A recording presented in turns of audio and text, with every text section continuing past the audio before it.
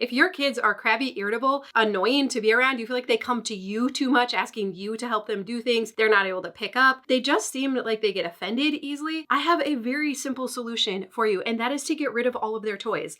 I know we don't think that toys and screens are the culprit or the root of the problem, but I'm telling you, as I have worked with hundreds and thousands of other moms, as they have significantly reduced toys and screens and clutter, their relationship with their kids has done a complete 360 to the point where moms who were feeling kind of frustrated and overwhelmed by their kids really enjoy their time with them again. Now we just have this shelf of toys.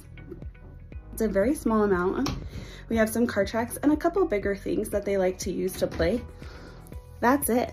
Our kids don't need any of it. Like, they just need their imaginations. They're brilliant. Because of this, my 2-year-old can play happily in his room by himself. He can turn anything into imaginative play and loves creating from what he already has. We just as a family are able to interact better because we can run around the house. You don't have to worry about picking up the toys prior to any family activities. You're not going to step at them and then get all the grumble for that. So it has been wonderful. Last spring, we decluttered about 50% of our playroom, doing something similar to that of a room hush. We had so many toys, we couldn't even actually hush it. The room transformation was quite shocking, but it did have our kids doing literal cartwheels when we were done with it because they were so excited to have the space back to actually play in the playroom. And so today I want to help you understand how did we get here, why you don't have to feel guilty or bad if your kids have kind of fallen into this category of a little bit frustrating at times, right? But the very simple solution is very doable. I have a step-by-step process to take you through this, even if you have kids that are super attached to their things. Well, hi, I'm Dawn from The Minimal Mom. Our family has been minimalist for 10 years now, which means I have done tons of toy decluttering. And I want to try and not be like ranty on this. I get a little passionate about this subject because I have seen how totally reducing the number of toys that we have has radically transformed our kids and my relationship with them. And now I've seen that in tons of other women as well. As they have significantly reduced the toys, they come back and they're like, oh my goodness, my kids are content. They play on their own. They play together. They don't fight so much. They're not always asking for new things and different things. And if you've been wanting to cut back the screens, this makes it so much easier to do that as well. So let's talk about the 3 main reasons how we got here where we are, and then the simple solution to get ourselves back out again. Okay, now as usual, I will put timestamps along here if you want to jump around. There's also some really interesting research on addiction in our kids that I want to share too. So coming up ahead. Okay. 3 reasons how did we get here. Number 1, marketing. The toy industry is a gazillion dollar industry, and they spend so much money marketing to us as parents and to our kids. And what are their main points when they're selling it to us? This toy will either make your kids happier or smarter or better at something or more popular. You have a problem, your kids aren't playing well, toys are the solution. If you get toys and they're still not playing well, it means you haven't found the right toys. Silly, you just have to buy more toys, right? But keep this in the back of your mind and look around. Have more toys solved your problem, or have they just led to more chaos and overwhelm? Number 2 is our own childhood and upbringing. So very early on when our kids were little, I would go to garage sales. I would find toys that I wanted when I was younger and I would buy them for our kids, right? There was this like little Tykes dollhouse and all the dolls and minivan and all that. And my cousins had it and we always wanted it. So when I found it at a garage sale, score, right? I got it.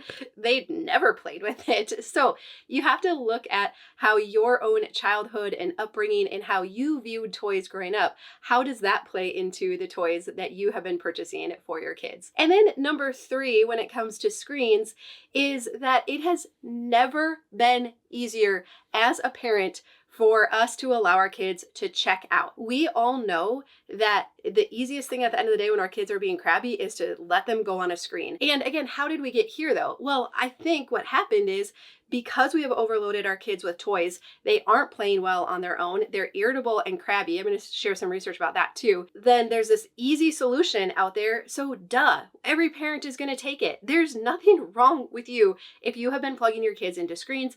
I have fallen into that this past several months as well, because there are days when it is just easier. But the good news, and what I want to encourage you with, is we can unwind that in about 2 weeks. Kim John Payne, the author of Simplicity Parenting, he says 2 weeks with reestablishing these screen habits with your kids, and you can have it worked out of their system. Now, there's some other things we're going to do ahead of time to prepare for that, but just know that you might be thinking like, oh my goodness, this is going to be a huge battle. Do I really want to undertake this? No, we have simple solutions, and you can make a big difference in your house and with your kids in a pretty short amount of time. Okay, so now this has been my experience with our own kids, that as we highly simplified their toys, they played better, they were more content, more creative, got along better, they're learning problem solving skills. I mean, everything that you would hope for your kids. They're learning emotional regulation. Everything that you want can be achieved or enhanced by highly simplifying their toys. But I don't want you just to take my word for it. I want to read you some of the research as well. In many European countries like Germany, Austria, and Switzerland, every year they reserve 3 months for kids ages 3 to 6 to play without toys. No arts and crafts, no building blocks, not even books. And nothing remains apart from furniture, a few blankets, pillows, and plenty of space. It seems stark, but the founders of the toy-free nurseries say it allows children to develop their creativity and social skills when not satisfied by toys. One of the directors says, in toy-free time, they don't play with finished toys. They develop their own games. They play more together so they can better develop psychosocial competencies. And there's research here in the US too that backs up this theory, as it shows that kids under 5 can't concentrate when surrounded by too many toys. So much so they can't focus on one toy long enough to learn from it. And now there's some interesting theories around addiction too. And so they actually did an addiction study group. It was set up by public health officers. And they argued that it's an essential need for children to play, and in doing so, taking possession of the world and developing personal skills. Since life skills such as strengthening a person's communicative capacities or self-confidence need to be promoted from early childhood on, it goes without saying that addiction prevention has to commence at a very early age. They theorize that if adults constantly stimulate children with toys, kids don't learn to develop coping mechanisms when bored, frustrated, or lonely, as boredom can make them reach for toys instead of developing their imagination. So the theory goes that when they're adults, instead of having internal mechanisms to channel frustrations, they rely on external crutches like drugs, alcohol, materialism, or even gambling to escape their discomfort or their suffering. Now, this is a little bit controversial. Some will say, yes, this theory seems to make sense, that kids, when they're surrounded by a lot of toys, if they're feeling sad, unhappy, agitated, they just go from one toy to the next instead of learning how to self-soothe, or to learn that through being creative, we can solve problems. And so as we remove the toys, and we'll talk about a really simple and safe system for doing that, it is incredible, all of the skills, the social skills, the personal skills that our children are learning. And so again, it sometimes seems maybe overly simplistic. Oh, just get rid of all the toys and then now your kids are going to play better and they're going to be more enjoyable to be around. They're going to be smarter, better problem solvers, better able to regulate their emotions. Like, it seems overly simplistic, right? Just get rid of the toys. But I'm telling you, again, this is what I've experienced with our kids, and also what I've heard from hundreds and hundreds of other moms. So this is our playroom. What I did before this video was ask my kids, they're both 5, to put away their toys. I didn't move anything. This is what they did. This is how they put them away. But this room, we have been in this room we were in this room for 4 hours this morning. After breakfast, we just came in here and they played. They play longer, they play better. The best thing I ever did for my kids was simplify their toys. The best thing I did ever, hands down, was get rid of most of their toys. Okay, so again, just one more time, I just want to reinforce this, that studies show that children in environments with fewer toys exhibit improved attention, imagination, and cognitive development. And independent play fosters problem-solving skills and emotional resilience. So that's the benefit, and that's why I want to encourage you that it is worthwhile to highly simplify your kids' toys. Now, what is the best way to go about it? So I already mentioned the book Simplicity Parenting by Kim John Payne, and he is a child psychologist. He has worked with hundreds and thousands of families as well. And here's what he recommends. So he recommends that you look at all of your kids' toys, and the goal is to initially cut them in half. And we do that by getting boxes, bins, whatever you have around, and we're just going to pack stuff away. So you're going to look for toys that your kids have outgrown, that are broken, missing pieces, or toys, again, that don't encourage imaginative play. So if you look at a toy and it lights up and it beeps and it sings and it does the imaginative work for your children, these are not toys that are going to encourage them to play on their own for long periods of time. And so pretty much anything that has batteries, you might consider letting that go as well. And then leaving out the more open-ended toys like the Legos, blocks, magnet tiles, and those types of things. So initially we work to cut the number of toys that we have in half, and we tell our children, we're just going to pack these away. We're going to see how it feels. You have the ability to grab a black trash bag, like throw away stuff that you clearly don't want or need, but the stuff that you're not sure about, go ahead and just let your kids know we're going to pack it away. I was really hesitant at first because I was really overwhelmed and because I was really, really afraid of making a mistake, of not picking the right type of blocks or the right toys that my kids would use. And I pretty quickly learned that, I don't know, within a couple of hours, that it didn't matter. Whatever I picked was fine. My kids were going to figure out a way how to play with whatever was left. That activity gave me so much confidence, and not only in my decluttering, but also in my ability to help my kids be and function better. I've noticed that I've become so much more patient as a mom, and I love that it has taught me that it's okay to make mistakes. You probably will make mistakes, but you can problem solve and you can really make the spaces the best for your family and function the way that you've always wanted to if you will just try it. Now, here's another question that comes up with that. Do I do this with my kids or without? So Kim John Payne says, it is absolutely okay for you to do this without your kids. You worry that they're going to come in and be like, what did you do? And where are all my toys? And you're going to break trust with your kids. But again, that was not my experience at all. They loved the open space. Kids are minimalists at heart, and they thrive in highly simplified spaces. And so the concern is that we're going to traumatize them and somehow harm them. But again, we're just telling them, oh, don't worry. If they do notice that certain toys are gone, oh, don't worry. They're in a box in the garage or in the basement or in this room. And if you ask for a toy by name and you really want it back out, then I will gladly go and get it for you. But Dawn, my kids are so attached to their stuff. I'm going to give you a little tough love here. That's just an excuse. Now, I know some kids are more attached than others, but we have a couple of good tools that we can use to help our kids that are a little more attached to things work through their stuff as well. So we have our treasure bin and our memory box. So I recommend that for each member of your household, including yourself, that everybody has a memory box. And this is where the most special of special things go. The outfits they wore home from the hospital, the blanket my mom made for each of the kids, little outfits and things that were special to them. Certificates are in here, little trophies or awards. Now, you'll notice we can't keep everything, but we can keep the most special stuff. And the idea is to curate a special collection of things for our kids that eventually they can have. So I see this as a gift. We're not going to give them boxes and bins and huge amounts of stuff when they're ready to leave home. And I have a lot of input about what goes into here. As the kids have gotten older, they choose and select things too. But in the beginning, it was mostly me deciding the things that were going to go in here. But I also noticed that we needed a spot for all of our kids' little treasures. And so we have one who is especially attached to everything. And so that's where we first came up with the idea of the treasure bins. And the idea is that he can put anything in here that he wants. Drawings that he was working on, pop socket, paint, I don't know.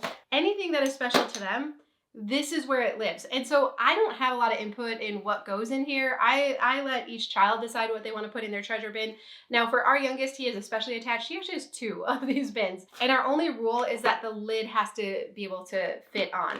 But what this has done is it's given a home to all of that random stuff that would otherwise float around the floor and the flat surfaces. And also I'm using this to help teach him how to manage inventory, because we can keep the most special things always, but we can't keep everything. So when this starts to overflow, then we look in it, and usually by going to the bottom, you can find stuff that you can get rid of. Now, this is something we practice. In the beginning, he didn't want to get rid of hardly anything in here. We would find like a few things to get rid of. The lid barely fits on again. In my head, I'm thinking, there's not really room to grow, right? But it didn't matter because we're gonna practice it. And so now as we do this, we go through it every few months, 3 to 6 months maybe, to make more room. It has gotten a lot easier for him to part with things. And we have a system and we're practicing it. And I know, especially for those moms who have kids that are neurodiverse, that they can also have just some different attachments to things. So again, by giving it a spot to live and putting a container around it, it is very helpful. And another thing that we really try to reinforce with our kids too is that nothing lives on the floor in their bedroom. And so I would often reinforce like, hey, if it's on the floor, to me, that means you've lost value for it. You pick it up, you keep it. I pick it up, I keep it. But these two containers have made it so that the most special of special things have a home and they're tucked away safely. And then the other stuff, we can decide more easily if we want to keep it or let it go. Okay, and real quick, let's also talk about this fear of traumatizing our kids. I have been accused many times of being a cruel or mean or unfair parent because we got rid of all of our kids' toys and forced them to live with, hardly any toys at all. And obviously that couldn't be further from the truth. I'm like you. I'm a mom who cares very deeply for my kids and only wants what is best for them. And as we have simplified and decluttered and got rid of more and more toys, I've seen all of the benefits for our family and our kids especially. And so I value that, and I believe that it's been this big lie that kids are happiest when they're surrounded by all these toys, right? But again, we don't ever want to do anything to harm our relationship with them. So that's why we do it in a loving and kind and respectful way. We're not ripping toys out of their hands and saying, no, you can't have that anymore, right? We're looking at the data. We're getting rid of the toys that they don't play with, that they've outgrown, that are broken, that never facilitated creative play anyways. We often joke that on Christmas, the kids have more fun playing with the boxes than the actual toys. We joke about it, but it's actually true. When you look around at the toys that actually keep your kids engaged and that they really enjoy playing with, which ones are special and which aren't. Now, doesn't mean they won't be attached to some toys that are annoying or aren't conducive with creative play, but over time, we continue to simplify and simplify more. Okay, so we're highly simplifying our kids' toys, which then leads to them being able to play more creatively and to get engrossed in play, which then makes it much easier to reduce the time that they spend on devices. But what's kind of the goal, or how do we set up this play space now if we don't have a lot of toys in it? So what I want you to think about is setting up this space so that it's conducive with creative play. So again, that's where having the open-ended toys, blocks, Legos, Magnetiles, super helpful. So those have continually made the cut in our home. But then beyond that, I also love to provide very simple supplies to build and create. So cardboard boxes, scissors, masking tape, and markers. It is amazing the hours of play that our kids have gotten out of those very simple materials. And the temptation, especially as we're scaling back toys, can be to go to the dollar store and stock up on all the craft supplies. And, I want to make sure that if they want to be creative, they can be creative. And I'm going to caution you that even all of these extra craft supplies that you can get now actually are not drawing out our children's true creativity. You want to see the true, pure creativity of your children, these brilliant brains and minds that they have. Give them very basic, simple tools and see what they create. Like our kids always had access to the recycling bin and masking tape, cardboard, scissors, and that was the bulk of it. Another thing is to understand that we can train kids to play independently on their own, whether they're an only child or don't have a sibling close in age to play with, or if they have siblings to play with. And I'm going to link to another YouTube video of a gal who walks through this step, but basically we are just letting them play on their own for longer and longer times. So we might say, oh, hey, I'll come back and play with you, but first I have to go put the laundry in, or I have to do this for 15 minutes and then I'll come back. And then we keep stretching out that time. So first we set up an environment that's conducive with creative play. They don't have all these toys around to feel overwhelmed and overstimulated. And then we increase the amount of time that we're expecting them to play on their own, to the point where it is not unreasonable at all for your kids to play for 2 and 3 hours at a time on their own. When they are fully getting engrossed in creative play, using their imaginations, getting along well with their siblings, learning how to problem solve on their own, not expecting you to solve the problem of boredom for them, it is magical. You want to see a completely different side of your kids?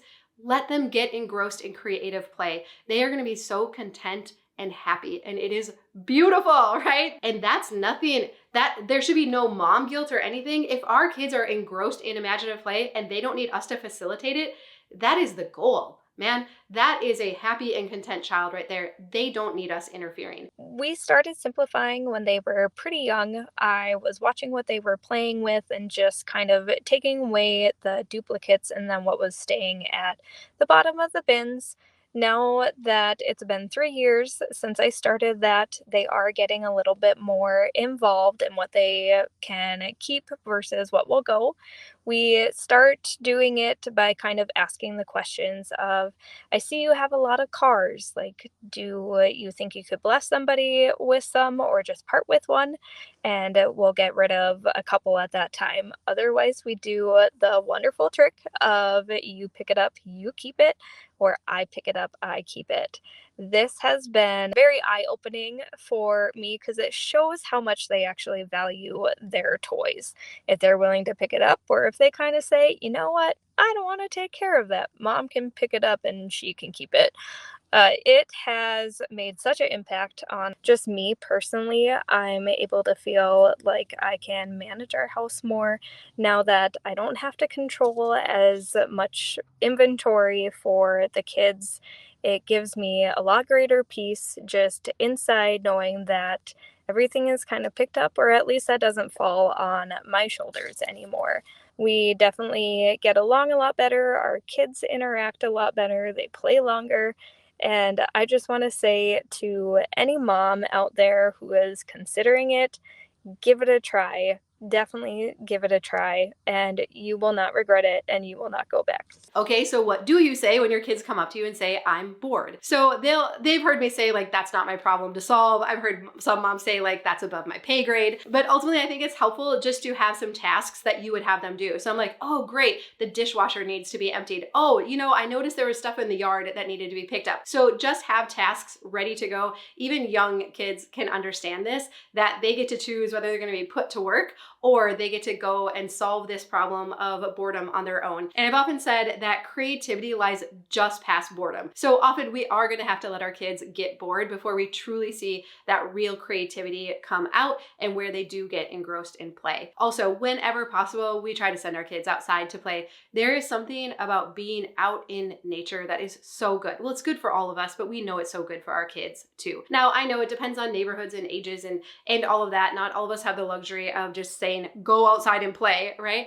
But if you are able, make sure they have all their proper attire and gear so that they can go out and play no matter what the weather is doing outside, within reason, of course. But that, again, that is where I see our kids the happiest, most content. They're being creative, they're out in nature, and it is just so good for them, and they're happier because of that. And of course, as parents, that's what we all want for our kids. All right, so overall, I hope you feel encouraged that you have the tools you need to radically change how you've done toys and screens in your home. I highly recommend the book Simplicity Parenting by Kim John Payne. It is so good. He also talks about if we have picky eaters, how to get them to eat more, how many activities should our kids actually be in. Spoiler, he'll say that if we have a busy day, like you go on a play date or you have like a soccer tournament, kids need 2 days to recover from that. 2 quiet days at home after a day of activity. Isn't that wild? I mean, you think about like the pace we have been trying to keep with our kids. But as we've continued to simplify and pare things back, it is so fun to see how much happier and more content our kids are. All right, I will stop for today.